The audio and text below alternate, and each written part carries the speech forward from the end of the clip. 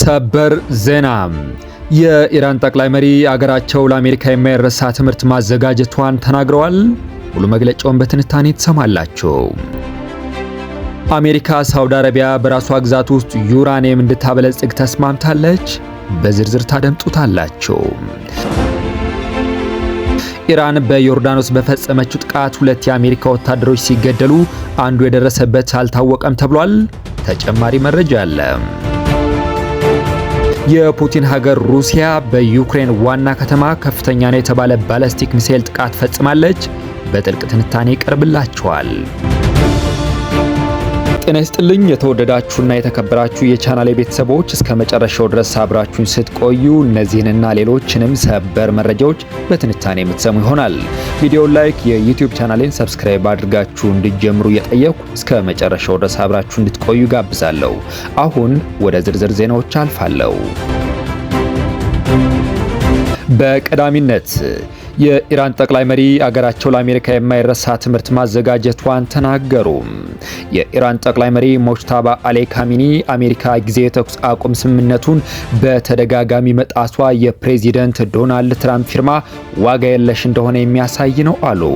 በአሜሪካና እስራኤል ጥቃት የተገደሉትን አባታቸውን ተክተው ስልጣኑን ከተቆጣጠሩ አንስቶ እስካሁን በይፋ ያልታዩት ጠቅላይ መሪው ይህንን ያሉት በጽሁፍ ባወጡት መግለጫ ነው።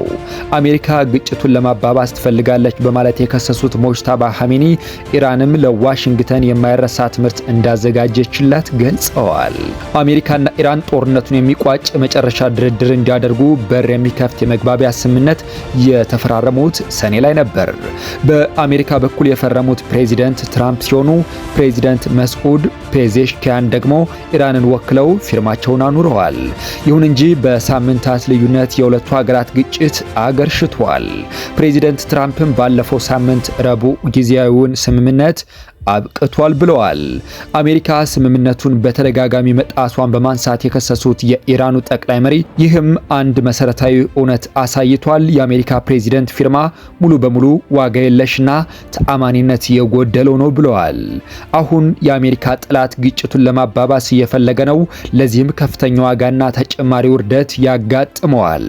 የተከበረችው ሀገር ኢራንና የሬዚስታንስ ግንባር የማይረሳ ትምህርት እንዳዘጋጁለት ሊያውቅ ይገባል ሲሉም በቴሌቪዥን በተነበበው መግለጫ አስጠንቅቀዋል።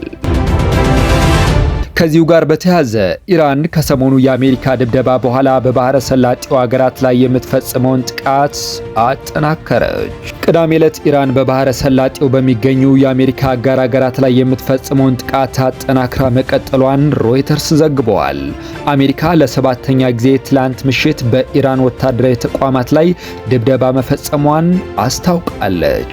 በሁለቱ ሀገራት መካከል የተደረሰው የተኩስ አቁም ስምምነት ከፈረሰ በኋላ ግጭቱ ተባብሶ ቀጥሏል።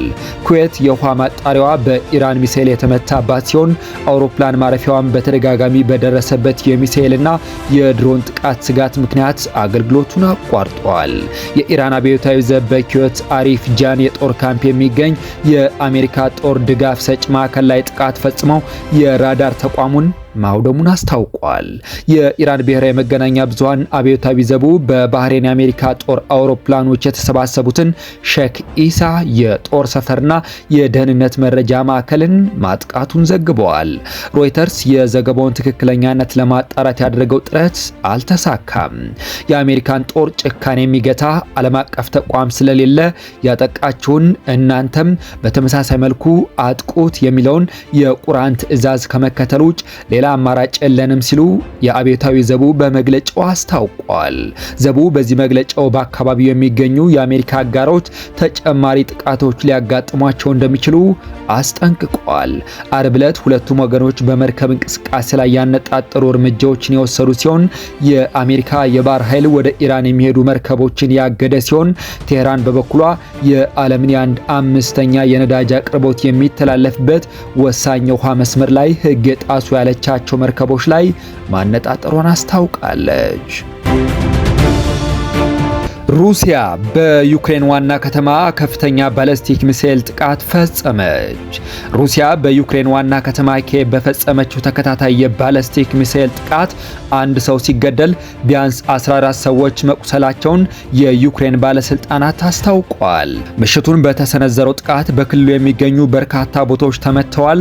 የዩክሬን ፕሬዝዳንት ቮሎዲሚር ዜሌንስኪ የሩሲያ በሙሉ ወረራ ከተጀመረበት ጊዜ አንስቶ ኪየቭ ላይ ከተፈጸሙት እጅግ ግዙፍ ባላስቲክ ጥቃቶች አንዱ ሲሉ ገልጸውታል።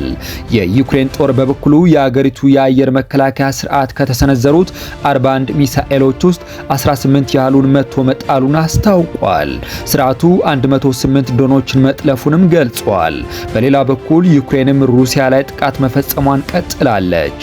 የዩክሬን ጦር እንደሚናገረው በጥቁር ባህር የሚገኙ ሁለት የሩሲያ ነዳጅ ጫኝ መርከቦች በድሮን ተመተዋል። የሩሲያ ደቡብ ምዕራባዊ ስታቭሮፖል ክልል ገዥ በበኩላቸው የኢንዱስትሪ ፓርክ ውስጥ በተፈጸመው የድሮን ጥቃት እሳት መነሳቱን ተናግረዋል። የዩክሬን አየር ኃይል እንደገለጸው በመዲናዋ ኪየቭ የተሰነዘሩ ጥቃቶች ኢስካንደር እና ሃይፐርሶኒክ ዚርኮን ሚሳኤሎች እንዲሁም 125 ድሮኖችን ጨምሮ በተለያዩ የሩሲያ ጦር መሳሪያ ስርዓቶች የተፈጸሙ ናቸው። በከተማው የሚገኙ አንድ ሱፐርማርኬትና የተማሪዎች ማደሪያን ጨምሮ የመኖሪያና የመኖሪያ ያልሆኑ ህንጻዎች ጉዳት እንደደረሰባቸው ከንቲባው ቪታሊ ክሊስቲሽኮ ተናግረዋል። እነዚህ ጥቃቶች የተፈጸሙት ዩክሬን ንብረትነታቸው በሩሲያ ትልቁ የኦንላይን መደብር የሆነው ዋይልድ ቤሪስ የሆኑ ሁለት መጋዘኖች ከተመቱ በኋላ ነው። በዚህ ጥቃት 8 ሰዎች የተገደሉ ሲሆን ከፍተኛ እሳትም ተነስቷል። በመጨረሻም አሜሪካ ሳውዲ አረቢያ በራሷ ግዛት ውስጥ ዩራኒየም እንድታበለጽግ ተስማማች። የትራምፕ አስተዳደር ከሳውዲ አረቢያ ጋር ሊያደርገው ባቀደው የሲቪል ኒውክሌር ትብብር ስምምነት መሰረት ሀገሪቱ በራሷ ግዛት ውስጥ ዩራኒየም እንድታበለጽግ በጊዜያዊነት መስማማቱን የሲኤንኤን ዘገባ አመልክቷል።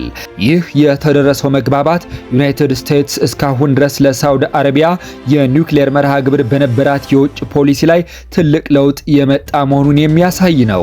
የቀደሙት የአሜሪካ አስተዳደሮች ዩራኒየምን የማበልጸግ ቴክኖሎጂ ለሲቪል ኢነርጂ ምርት ብቻ ሳይሆን ለኒውክሌር ጦር መሳሪያ ልማትም ጭምር ሊያገለግል ስለሚችል ሳውዲ አረቢያ ይህንን ቴክኖሎጂ እንዳታገኝ ጥብቅ ገደቦችን ሲጥሉ መቆየታቸው ይታወቃል።